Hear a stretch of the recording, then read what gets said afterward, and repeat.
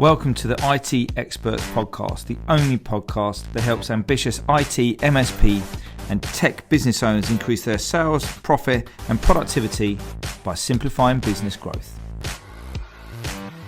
Good morning, good afternoon, good evening. Welcome to the IT Experts Podcast. My name's Ian Luckett, and today I want to have a little chat with you about avoiding shiny ball syndrome.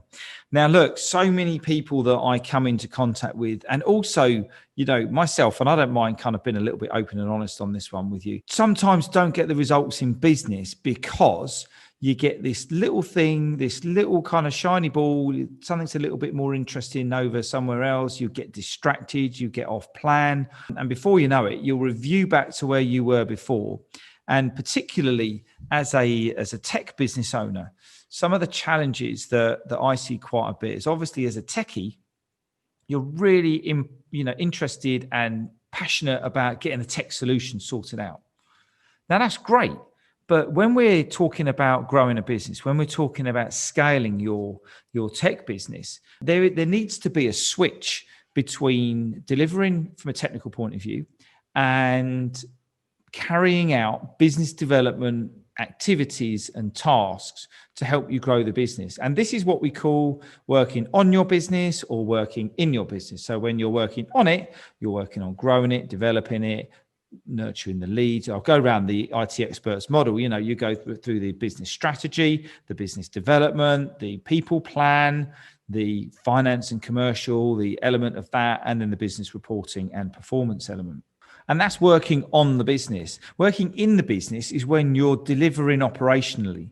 And as a business leader in a tech business, the things that we need to be really mindful about and kind of careful about is not getting too involved in the operational side, because when you're getting involved in operational sides, whether it be a lower level, on the help desk, or whether it be out on site or with a particular client, you're not going to be using those, your time in £1,000 tasks. We talk about 10, £100,000 tasks, the important strategic tasks to help you grow your business. And when shiny ball syndrome kicks in and you see something that's a little bit more exciting, a little bit more, sexy, something that's just more interesting than what you're doing at the moment in that particular task, then you move away from the plan, you get distracted, you start doing other things that serve your instant gratification rather than actually the long-term goal.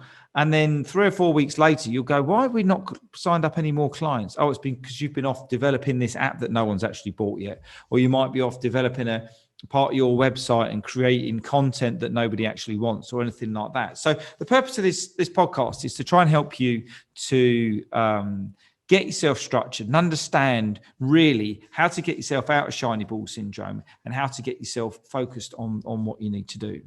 Now, as I've said on a couple of other podcasts and content that we've put out there's an app called Blinkist, and it kind of condensed down some audiobooks into like a 12 or a 15-minute, short version of that. And it's pretty accurate. And the one thing that I like, which is actually quite funny, because the one thing that I like is a book called The One Thing by Gary Keller.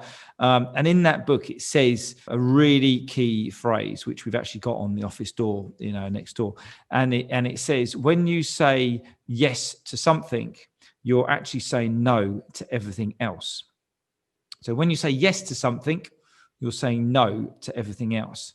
Now, what that means is that if you know that one of the things you need to be doing is potentially, selling an upsell service to one of your clients, and you need to be selling one of these a month or one of these a week or whatever it might be, your metrics might be your KPIs. And someone comes in and says, oh, can you help us move this office furniture? Or can you help us do this? Or can you help us do that? When you say yes to that, you're actually saying no to everything else. And their no's could easily be things that are going to help you generate your business. So you need to be really careful what we say yes to, and, make sure that we are focusing on what we need to be doing in our businesses. So one of the main reasons, or one of the issues that you have with the good old shiny ball syndrome is that you run out of patience. So you have a plan, you decide what your structure is going to be, your strategy for the next 3 to 6 months, for example, in your business.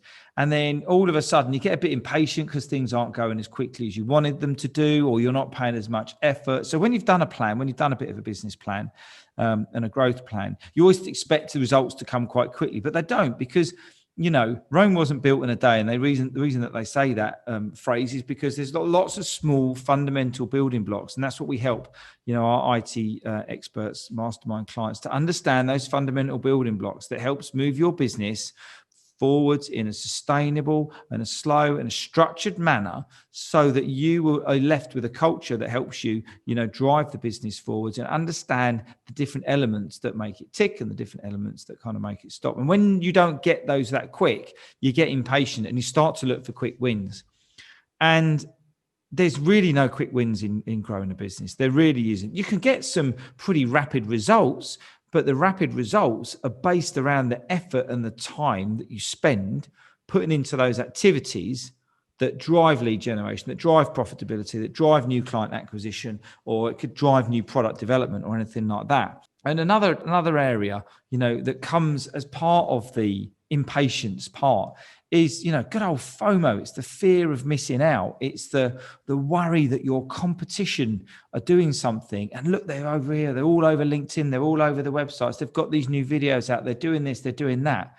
Now, look, I use an analogy quite a bit is that, there's enough estate agents all in one row to sell a load of houses. I don't quite know the psychology behind why they actually do it, but people will certainly buy from a certain estate agent. They'll either like the color of the board, or they like the individual, or they know that they've got a particular type of house that they like, or anything like that. So there is, as an IT, as an MSP business, there is more than enough work out there, for everybody.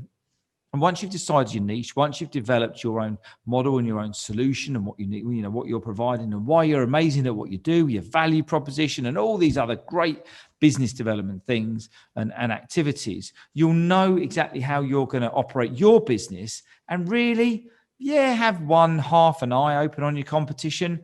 But if you start to focus and model yourself on your competition, you're going to end up like your competition. Now, you don't really know how well those businesses are operating. You don't know how much debt they're involved. You don't know how much. It's all the facade. And it's like the good old Facebook analogy, isn't it? People only ever put nice, smiley, happy things on Facebook. The real life, what's going on right now with this horrible pandemic, is not as great as it could be right now. And what I'm just trying to say is just don't compare yourself to your competition. Look at what they're doing and understand the kind of strategies that they're doing and whether they might work for you or not.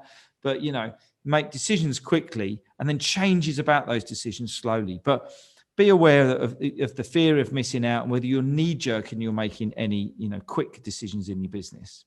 So lack of knowledge can also be a key issue with regards to affecting your focus, which is what we're kind of talking about here, really. If you don't really know in your heart of hearts, as Einstein said, we've got some great quotes going out on this one, haven't we? As Einstein said, if you can't explain it clearly enough, you don't know it well enough. If you need to go and get some help and support in a particular part of business, if you need to go and get some help with leadership, or whether it be with generating leads, or whether it be managing your business, KPIs and strategy, then go and find someone who's done it and help. You could come and ask me if you wanted, but go and find out and build up your own knowledge. And that's why under the personal development part of the IT Experts model, we'll talk about learning and development and growing yourself and growing your own mind so that we can help you to, build up that knowledge. And when you have that knowledge, you'll then have confidence. And the key thing in growing a business is having confidence, the vision, the passion to drive yourself moving forwards and to understand what you've got to do every day in a focused manner to complete those tasks to take your business forwards. This is turning into a bit of a motivational preach, but to be quite honest with you, it's an important process, and and it's an important thing that goes on. And I see it affecting people. I see it affecting my clients. I see it affecting people that I talk to in business. I see it affecting people, even in the media. These are all the different elements that we need to understand, and these are the different elements. When we identify them, we can address them. And we talk a lot right now, about mental health, and we talk a lot about people, and, not having confidence, I suppose, could in many ways be classed as a kind of a bit of a mental health condition. Maybe you're not conscious, you're going to get anxious, because you haven't got that confidence. But the reason you might not be confident is because you haven't got the knowledge, you haven't done the learning and the training. And I think I'm going to run through some steps in a minute to help you out and to help you get back on track and to stay focused. A good friend of mine, Bina Briggs from a Plain Talking HR in Luton, says to me many, many times, and many other people as well, trust the process. There's a process in place. When we do business planning, when we do strategic planning, you sit down deliberately in a room and you plan your business. You plan your growth, you plan your people, you plan your strategy, your systems, your operations, exactly how you're going to work. Why, when you walk out of that room, do you then go off and do something else? Why, when you go out of that room, do you go and do other activities that aren't led back to the main core of what you're trying to achieve in the business?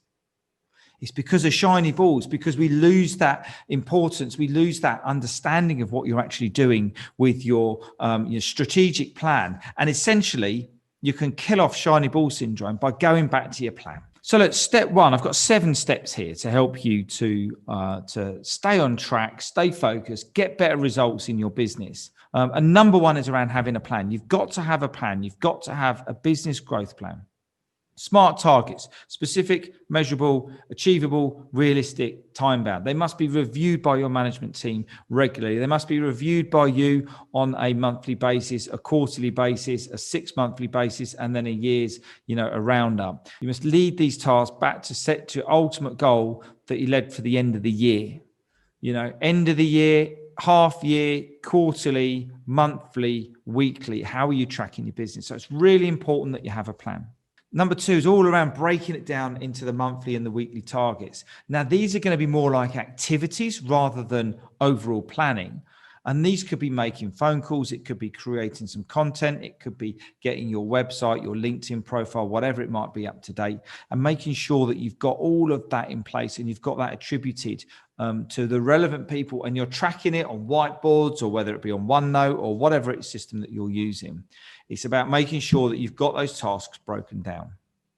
Number 3 is about assigning accountability to the right people, holding them to account and getting them to measure back to you. So assigning accountability to the right people is really important. We must make sure that the people that we're assigning these tasks to are capable of doing it and they have the capacity to do it.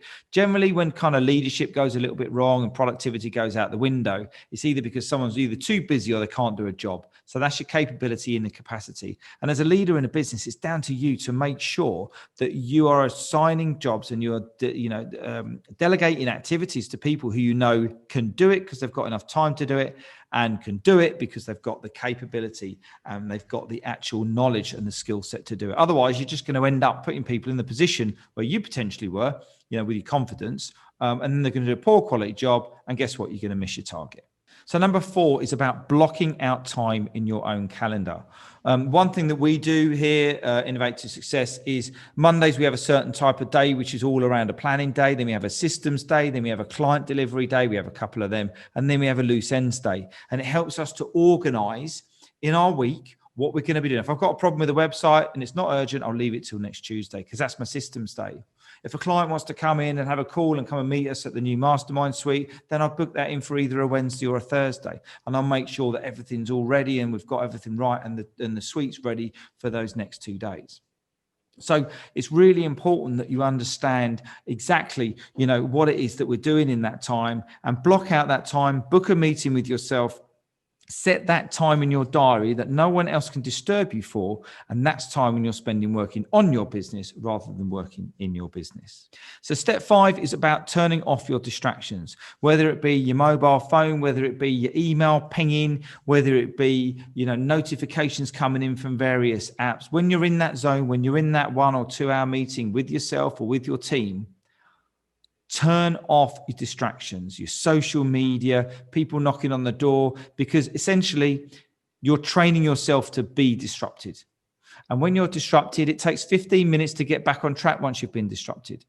And if you do that a couple of 3 times a day, before you know it, you've wasted probably almost like 2 or 3 hours in just distractions, because what will happen is you'll go, I'll go back to that in a minute. Oh, yeah, what's this just popped through the door? Oh, there's a bit of Post-it. I'll go and have a look at this. The analogy, just thought of it now. Now, when an email comes in, do you answer it straight away or do you leave it when it's ready for you?